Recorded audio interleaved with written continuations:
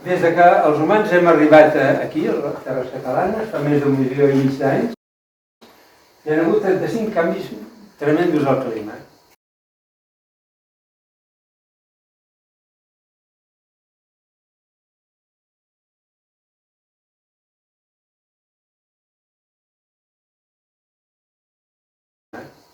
Entre fred i calor, veieu aquí, ja a la dreta, quan el pic anava cap a la dreta és calor, quan anava cap a l'esquerra és fred, hi ha períodes glaciars, i tot això són a baix 1.200.000 anys, i a dalt estem, diguéssim, ara. Fixeu-vos com la ratllada ara se'n va cap a la dreta, cap al calor.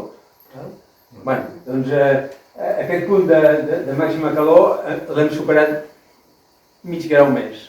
Llavors diem, bueno, doncs hi ha hagut tot de canvis climàtics, cap problema, un canvi climàtic més, però bueno, no és el mateix com veureu de seguida. Ens assentarem en el que hem documentat aquí, en la vall del Mediona. El projecte es deia el poblament prehistòric de la vall del Mediona i Riu de Villes.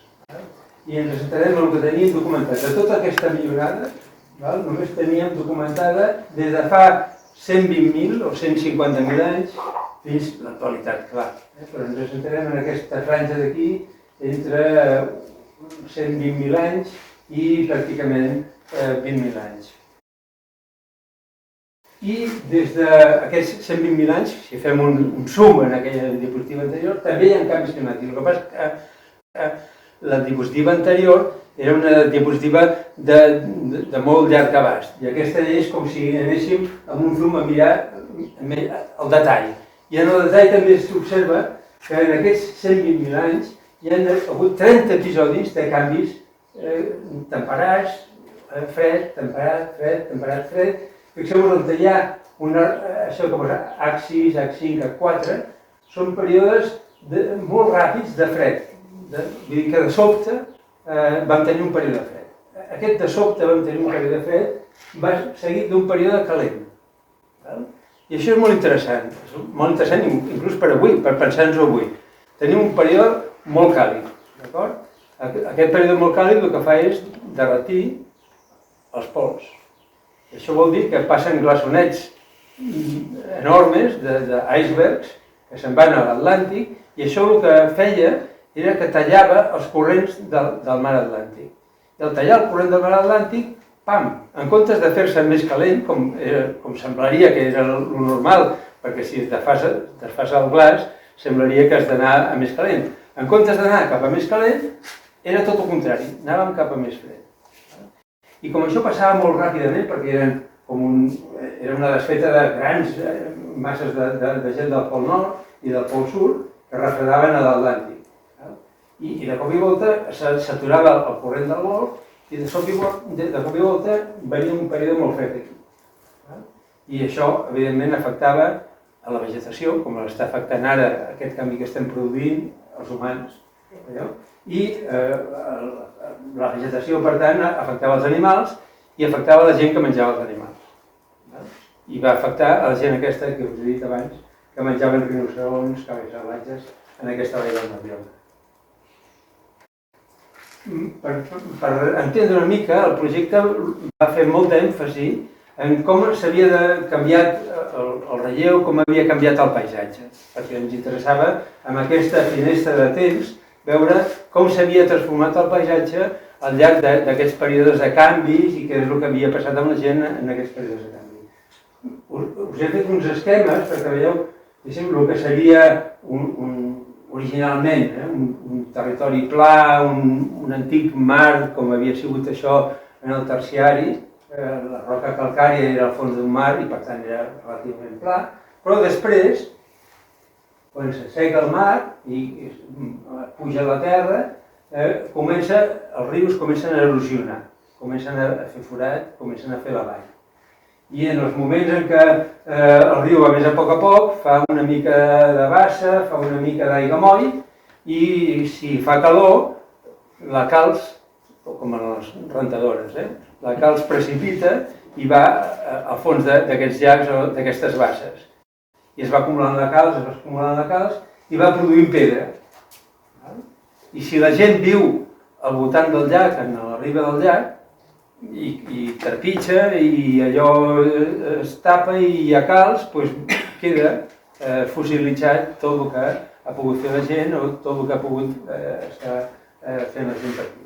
Doncs la primera enfonsada seria aquesta, veieu el que és en negre, serien això de negre, és on s'ha dipositat aquest dipòsit de calç, que és la tosca, la pedra que veieu en les parets, el travertí.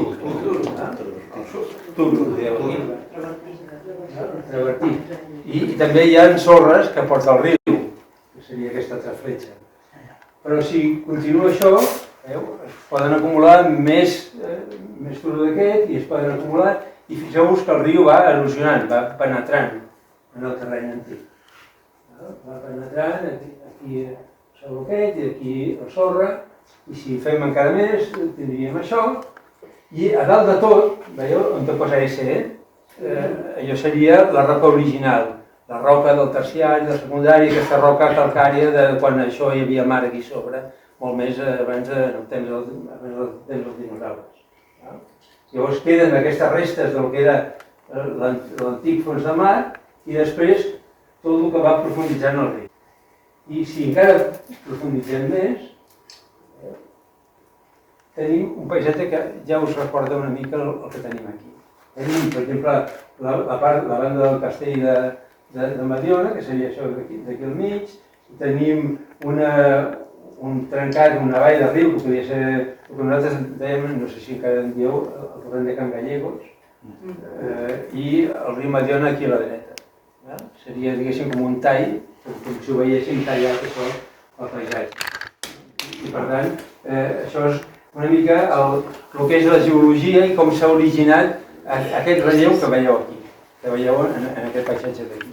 Tenim unes valls, al fons de les valls hi ha aquesta pedra feta pel fons dels llacs i tenim a dalt de tot unes pedres diferents que són les pedres del terciari i del secundari. Per tant, penjat aquí tenim aquest tipus de pedres i tenim també el fons de les antigues basses o dels antics llacs. I també tenim els afluents que s'han anat penetrant al costat. Bé, doncs tota aquesta zona va estar habitada des de fa 120.000 anys, que sapiguem nosaltres amb el que nosaltres hem investigat. Això sí que ho reconeixeu, és el paisatge d'aquí. Aquí a la dreta teniu el poble, la vall, a l'esquerra Monterrey Park, no sé com se'n diu ara l'organització aquesta. I això, diguéssim, aquí dalt hi ha una primera capa d'aquesta pedra de fons de llac, que ara està penjada. Vull dir que el llac, el primer llac, estava a aquesta alçada, sota el castell, sota de Monterrey Park. Després tenim un altre nivell, també de dos llacs que s'havien format aquí i que és el que tenim sota les vinyes, aquí a l'esquerra, sota la vinya d'en Busquet, i sota les Neus. I després tenim una petita formació de travertí, que és el que veieu a les Neus, que és més recent encara. La primera, el de dalt de tot, té 108.000 anys, comença a formar-se. La de baix comença a formar-se fa 18.000 anys. I l'última, el de les Neus, 4.000 anys. Que és més gran. Què és el que vam trobar aquí? Això és un mapa de com baixa el que jo anomenava el Mediona, alguns diuen un altre nom, o que acaben sent el riu de Villes. I aquest seria l'altre torrent, el torrent de Can Gallegos.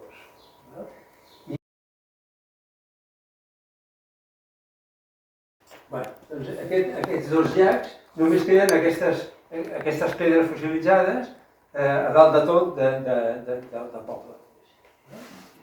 109.000 anys i s'acaba de formar fa 89.000 anys. Llavors, a partir d'aquell moment s'atura el tema dels llacs i comencem a trobar els llocs on s'assentava la gent. La gent fa entre 89.000 i 60.000 anys. A totes aquestes zones hem trobat evidències que la gent s'hi ha col·locat, ha fet campaments per passar una estona allà. I ho ha fet repetidament. Després tenim els altres llacs, els llacs més nous, que comencen a formar-se després de l'últim període glacial, fa 18.000 anys, i que es van continuar formant fins a fa 8.000 anys. Això és el que està sota la vinya d'en Busquets. És més recent que els llacs anteriors. Entre un llac i l'altre llac no hi ha llac, aquesta, que anomenarem neandertals. I després, ja més endavant, tenim jaciments del neolític final, ja quan comença del bronze, fa 4.000 anys, que hi ha indicis per tot, alguns estan ben enterrats sota 2 metres de terra, 1,5 metres de terra, sota les vinyes. Perquè hi ha un replenament que ve després del neolític i que ho deixa tot cobert.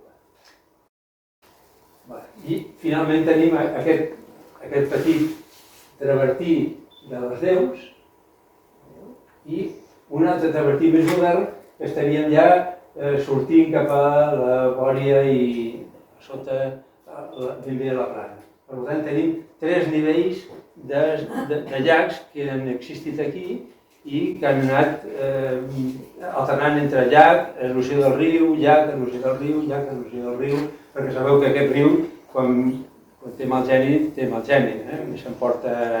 Nosaltres hem vist arbres baixant pel riu, arbres bastant grans baixant pel riu, aquí davant del nostre jaciment, i cases que han baixat sobre de les Deus. Recordeu que hi ha una casa que va baixar en una riba d'aquestes. Aquest riu, com vol, té molta potència i per tant erosiona molt i ho arrossega tot.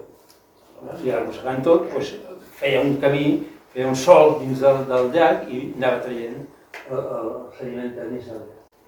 Perquè ho veieu així una mica en relleu, en 3D, hi ha aquest sistema de llacs que s'han anat fent i que en funció del clima hi havia llac, no hi havia llac, hi havia llac, no hi havia llac, en funció de com anava canviant el clima.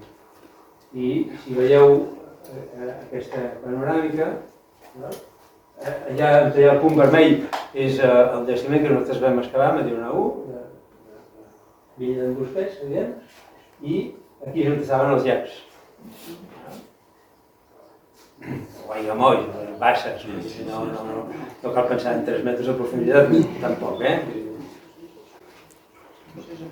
Bueno, i aquest és el jaciment arqueològic més modern. Això és el que vam trobar quan anàvem fent prospeccions, anàvem buscant jaciments, vam trobar aquest fantàstic jaciment arqueològic. Això va amb la rierada. La rierada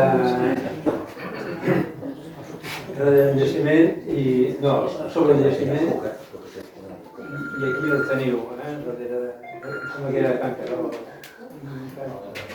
Allà, veieu? I en aquestes parets, en aquest cas, hi ha traces dels primers... dels neolítics, de la gent del neolític de fa 4.000 anys. Hi ha alguna traça, hi ha ceràmiques, hi ha instruments de pedra, algun carbonet que van deixar, però està arrasat al construir aquest abocador o a mesura que la gent ha anat traient la pedra per fer les cases, s'ho ha anat cavant.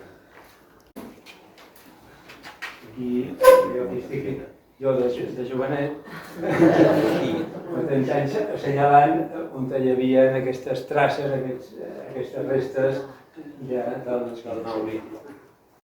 També a Can Costella, a sota de Can Costella, la casa aquesta ara és una casa de turisme, no? Sí.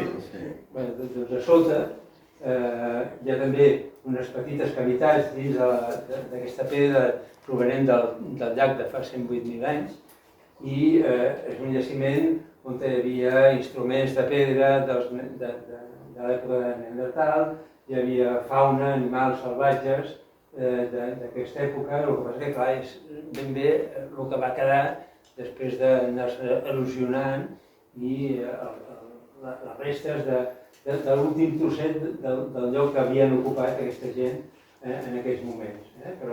I aquí és interessant perquè era un cau, realment, originalment era un petit cau, i vam veure que aquest cau l'anaven utilitzant alternativament la gent i les hienes. O sigui, aquí hi havia hienes, com els que hi ha avui dia a l'Àfrica, i una vegada, uns anys les ocupaven les hienes, altres anys les ocupava la gent, i anaven alternant-se les hienes i la gent ocupant aquesta mena de cases. Ara anem una mica més amunt. Això és la Canyada, també està sota Monterrey Park. Aquí només van fer una mica de prospecció, van fer un forat de 3 metres, una mica de prospecció, i hi havia nivells d'ocupació també, que havien amb traces de que hi havia hagut gent en aquesta època entre 60.000 i 40.000 anys d'antiguitat. I finalment anem al jaciment de Mediona 1. Això està agafat, em sembla, des de... Hi havia hagut una disco aquí. Sí, la discoteca. Des de la discoteca. Enfront hi ha Monterrey Park, i a sota, al mig de la fotografia, hi ha aquest petit cau que és Mediona 1. Però el cau enganya, perquè en realitat en aquell moment que es va ocupar no era un cau, era realment un abric bastant gran, perquè es va anar desmuntant, va anar caient la pedra de sobre i va anar quedant dipositada a terra. Després veurem una representació. I això és un dels anys que vam excavar. I vam excavar tota la part de davant, perquè la gent no va ocupar aquest forat, aquest cau, sinó que va ocupar tot el que hi havia a davant, tot el pendent que hi havia a davant, i que era un pendent que arribava fins al riu, al mig del camp de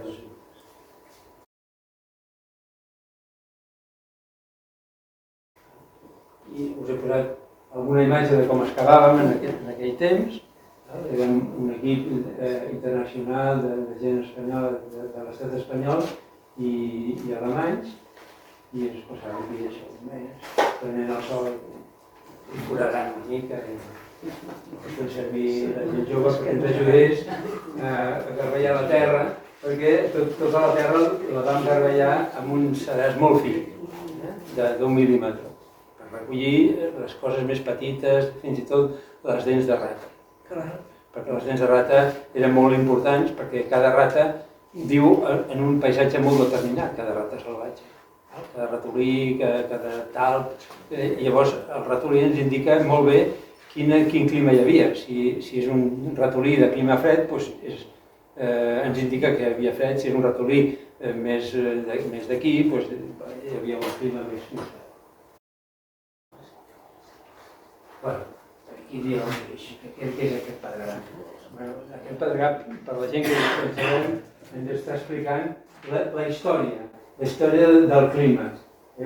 A la dreta hi ha un terra, no ho veig de seguida, és més vermell. Vol dir és temperat i humit. Després ve tot un seguit de pedres. Això heu de pensar que és com si fos un pastís, que està així. I l'hem tallat com obliquament. Això era un pendent amb totes les capes del pastís i nosaltres l'hem tallat horitzontalment. Per tant, el que veiem aquí, el més antic és el de la banda de la dreta i després hi ha les diferents capes d'aquest pastís que va inclinat. Llavors, la capa de més a la dreta és d'un color vermellós, sense pedres, clima càlid i humit. Després ve una capa amb pedres. Aquí el clima s'està secant i hi ha contrastos de temperatura. Fred i calor, hi ha més diferència que en el moment anterior. I això fa que es trenquin les pedres de la paret aquesta que hi havia i vagin caient les pedres. Fixeu-vos que cada cop les pedres es fan més petites. El clima s'està fent més fred i hi ha menys contrast de temperatura. I després ve una capa groga. Aquesta capa groga és una sorra molt fina que es troba avui dia a Mongòlia, que en diem loess. Això vol dir que aquí el que hi havia era una tundra com la de Mongòlia. O sigui, feia un clima molt fred i molt sec. I després, a l'esquerra veieu tot un pedregar i això és històric. Això ja és una cosa que s'ha fet quan es va construir la paret, que no es veu que està a l'esquerra, la paret de la biblioteca. Per tant, fixeu-vos que això d'aquí, per mi, m'està explicant tot com ha evolucionat el clima des de fa 120.000 anys, o en aquest cas 80.000 anys, 85.000 anys, i 20.000 anys. Primer un clima humit i temperat, després es va començant a assecar i en contes de temperatura, cada cop més fred, i al final acaba sent una estepa com la que podríem trobar avui dia a Mongòlia. Una estepa molt seca i molt freda. I com observem això? A l'esquerra, veieu, aquesta cosa groga, és un medidor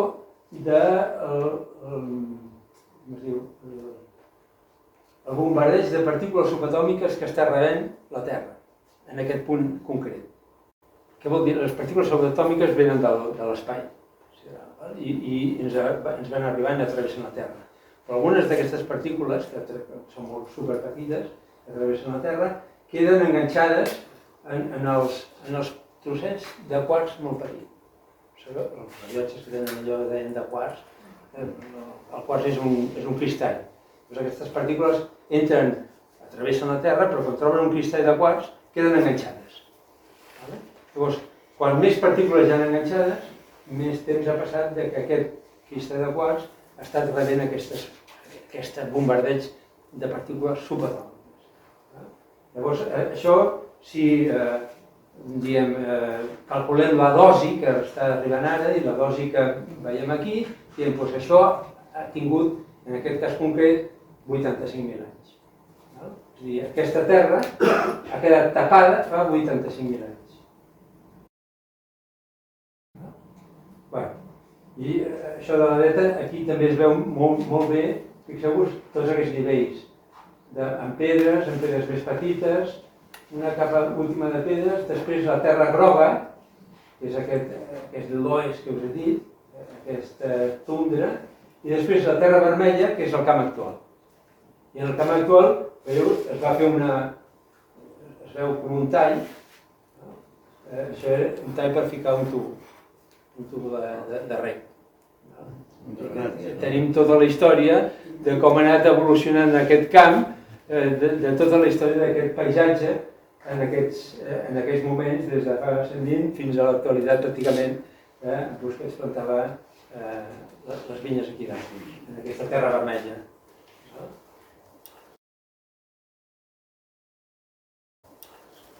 Bé, aquestes ja ho coneixeu tots, suposo, són les deus, aquest travertí que s'ha fet més recentment fa 4.000 anys. És a dir, aquesta catarata ja estava començant a funcionar, l'aigua anava vessant per sobre fa 4.000 anys. I tot això es pot saber amb aquest tipus d'aparells que us he explicat, de termoluminescència, de luminoluminescència, i que medeix quant de radiació ve de l'espai. Per entendre una mica, us he posat un altre esquema, per entendre una mica com ha evolucionat aquest paisatge. En concret, en el jaciment de Mediona 1, que ho tenim molt votat. He parlat que això havia sigut un mar Etis, el mar de l'època molt més regulada, de 60 milions d'anys, que es transforma després en pedra calcària al seu fons, que és la pedra de dalt de tot de la muntanya, i després comença a erosionar-se i fa 85.000 anys tenim aquest paisatge. Teníem aquest travertí, aquesta pedra de fons de llac, a sobre una terra vermella, que és on està a la dreta, Monterey Park. Fixeu-vos com una mica de cau que es fa.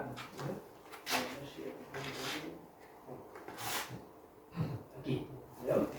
Això seria el jaciment de Mediona, tallat així. En el moment de fa 85.000 anys, quan la gent comença a ocupar-ho, quan la gent que diem Neandertal comença a ocupar-ho, hi havia un riu, més o menys en basses o no, i la gent es comença a col·locar aquí. color vermell hi havia una font, i després tota la terra vermella de dalt es va colant, va caient, també la pedra es va trencant, van caient aquests trossos de pedra que heu vist en les fotografies anteriors. I a sobre d'aquesta mena de turonet és on s'han anat col·locant la gent des de fa 85.000 anys fins fa 40.000 anys. I això és el que hem trobat. Hem trobat les traces d'aquesta gent d'aquest període que s'havien col·locat aquí.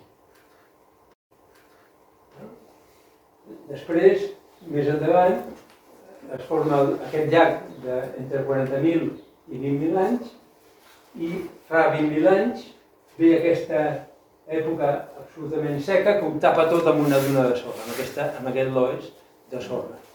El clima ha esdevingut tan sec i tan fred que la gent ha marxat.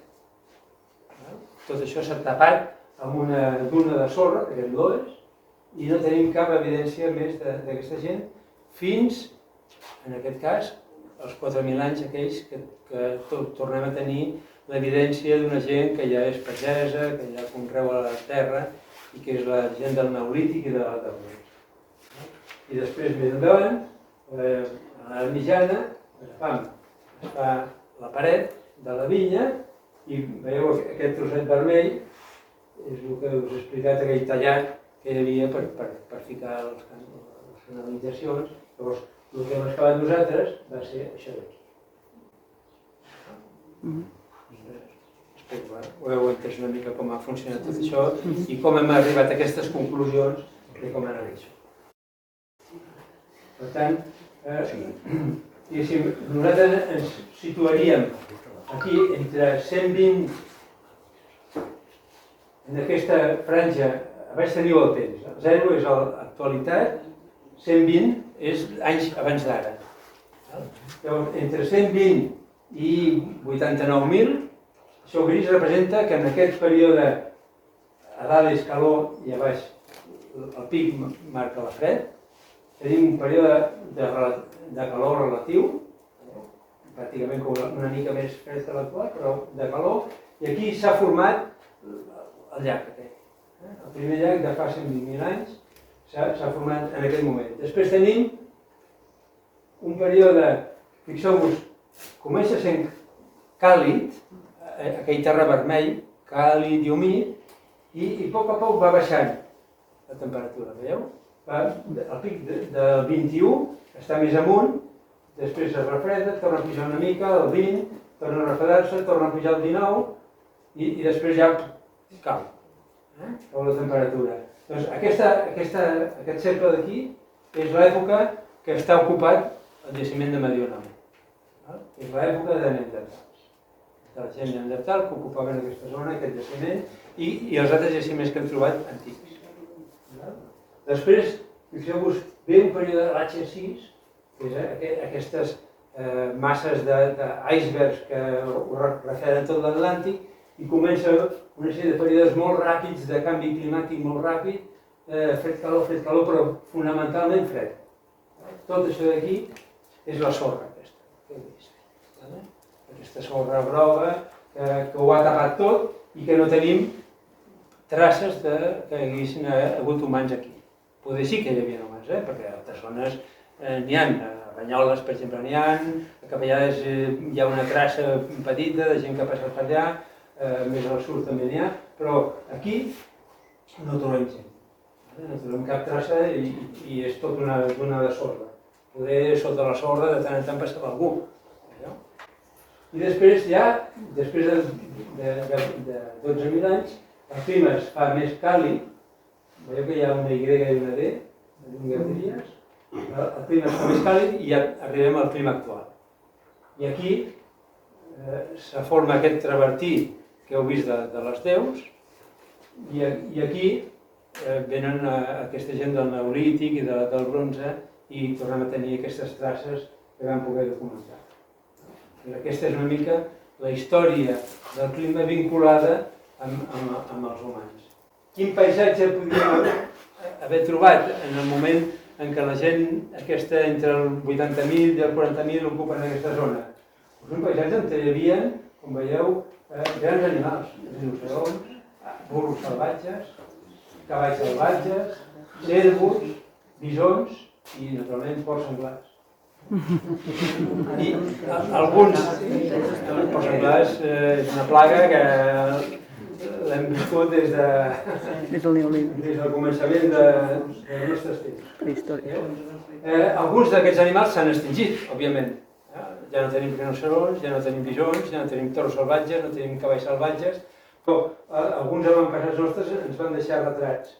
El rinoceront, aquest rinoceront de vol, el tenim retratat en les pintures rupestres, que són molt més recents, són molt més de cap aquí, però encara ens han deixat aquests retrats, els nostres avantpassats de fa 15.000 anys o 16.000 anys, ens van deixar els retrats d'aquests rinoceronts que passaven per aquí.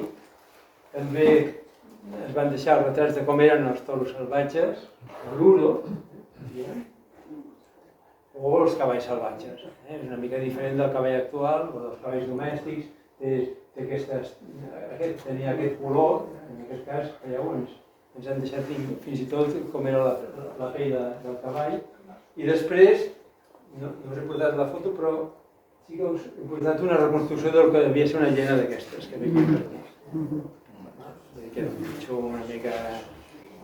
Però després de l'època de Neandertal, aquest animal ha desaparegut. Llavors, un pot pensar com és que ha desaparegut aquest animal, perquè el clima és difícil. Els devien menjar. Perquè probablement ens van menjar el seu menjar abans que se'l mengessin ells.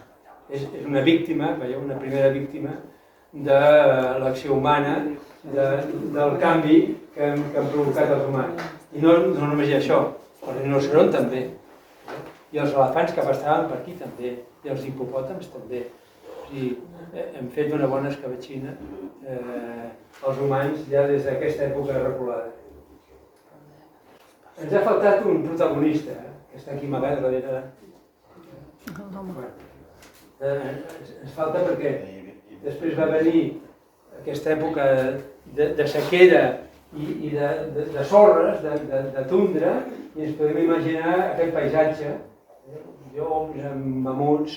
El mamut que tenim més al sud l'hem trobat a Banyoles, a la zona de Girona. Però poder van arribar a passar per aquí. Però el protagonista fonamental no l'hem trobat aquí, les seves restes, sí que han trobat un queixal a Capellades, és la forma neandertal, els humans que tenien aquesta forma de neandertal.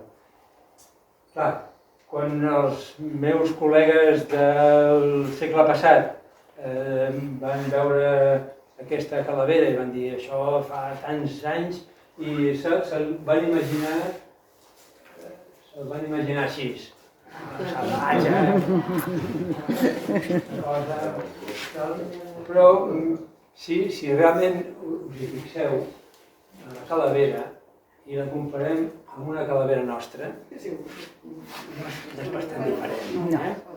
Sí, podem trobar diferències, té el coco més baix, té el nas més prominent, no té la barbeta aquesta que ens surt a nosaltres.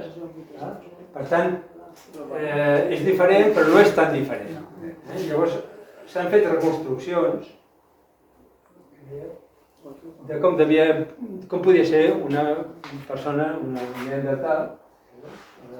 Alguns genetistes diuen que poder tenir els cabells vermells, ulls clars, pell clara, perquè és una forma humana que es desenvolupa al nord i, per tant, per desenvolupar-se al nord perd la pigmentació.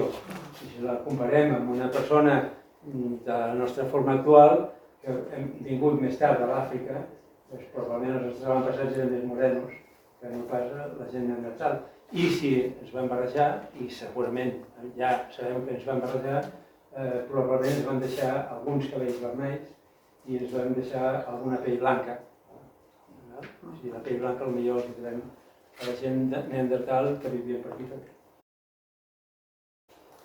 Què és el que feien? Doncs caçaven, menjaven, recollien vegetació, que és el que ens ha quedat bàsicament els seus instruments. A Mediona hem trobat 8.000 instruments d'aquests, de pedra. enorme d'instruments de pedra, com veieu, amb formes molt poc estàndard, no estan massa estandarditzades, però són instruments que servien per tot el que necessitaven. Què feien? I aquí sí que la gent que fem arqueologia encara estem patinant una mica. He de ser sincer, perquè ens els imaginàvem així. I fins i tot va haver un metge de Banyoles que ho comparava amb gent disminuïda, però bueno, segurament, la imatge més adequada seria aquesta. El que passa és que ho estem investigant. Una cosa és saber què feien pedres, què feien foc, què és el que menjaven, i una altra és com s'organitzaven. I amb això encara hi estem treballant. Aquí portàvem 30 anys i encara estem treballant en saber com realment s'organitzaven, qui caçava, si eren les dones, si eren els homes, què feia cadascú, perquè això em costa molt més de veure que només mirant les pedres.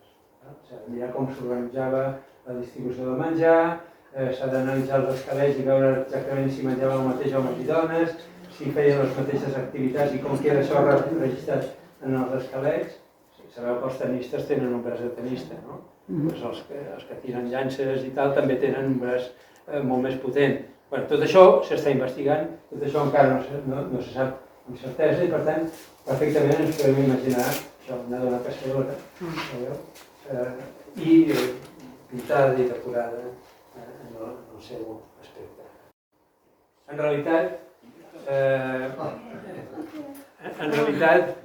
veieu, hauríem de vestir-ho això. I allò que diuen el hábito a hacer monje, allò que diuen.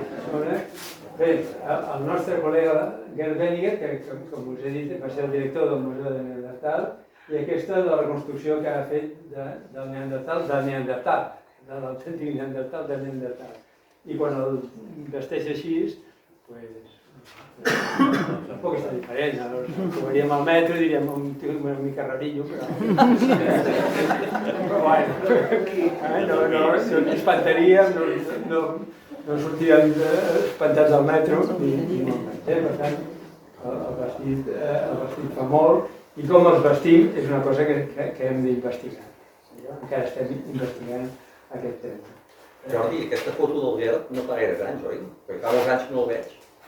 Aquesta foto del Gerd va ser fa 3 o 4 anys abans que es jubilés. S'ha jubilat l'any passat. I va fer la foto per una revista alemana, i tal. He vist el bisbe de Colònia es va fotografiar també aquí. És una figura que la tenen al museu perquè la gent es faci els selfies. Bueno, jo també m'he fet selfies. Jo també m'he fet selfies en aquest cas, amb el Neandertal una mica més disfressat. I la samarreta la fem durar perquè no som gent que faci despilfarro de... Bueno, doncs fins aquí hem arribat.